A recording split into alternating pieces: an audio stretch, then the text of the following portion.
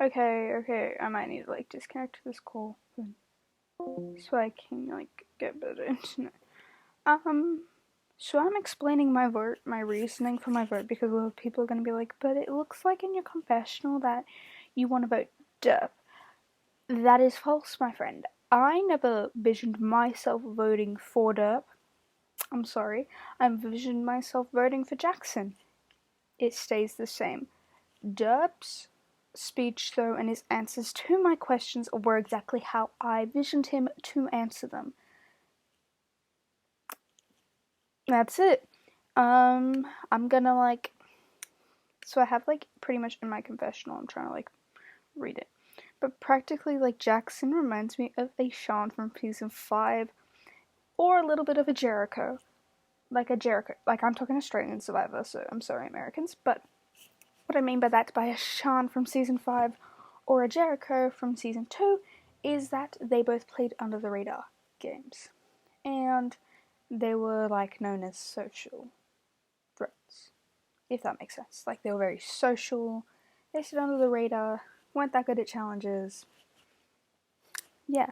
But what I don't, but like, he talks about the moves he's pulled off, but that's like the moves he says is also the moves Derp said, which I understand because they were allied together. But you can't both take ownership for a move. Someone obviously picked the idea. And when he keeps claiming that Dylan move, that annoyed me just to the point where I'm like, I can't vote you, mate. And that idle play just puts me even more off the edge. And your reasoning, like the first half of it, sure, I might be more of a social threat. But if I was more of a social threat, then how was I the majority of Merge? I guess that was just my moves, but that doesn't, again, make sense to me why. Like, the social thing, I understand, but the like, threat thing, I don't understand how I was a challenge threat in any way possible. I won a challenge based off of luck. And he said he didn't know that, even though I'm pretty sure in our one-on-ones I told him that that was pretty lucky of me and I don't understand how to play. Yeah. He claims he's a social king also, but I rarely spoke to him, and when I did, the conversation was very, like, spurt out. Like, spread out. That makes sense.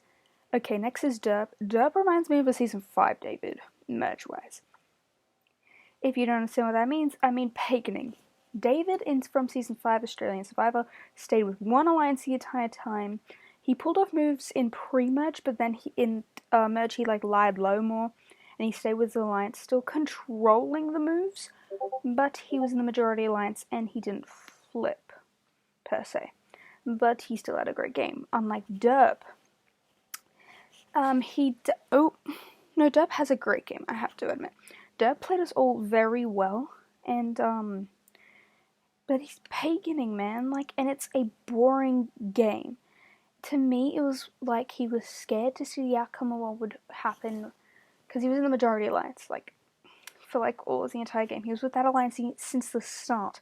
Like, I hate that. He stayed in one alliance since the start, dude. No moves. Just with that one alliance, dude. That's so annoying. But, like, what also for me is that he like flipped at the final 5, but he flipped at the wrong moment because an idol was played. At that point, still, he would have received my vote. But what's the but? I'm like thinking of the but. He would have received my vote, but like his speech and some of his answers just were like off-putting for me, and just like made me go like, season 5 David Merge, here we go, another winner like this. But the person who I voted for was Eels.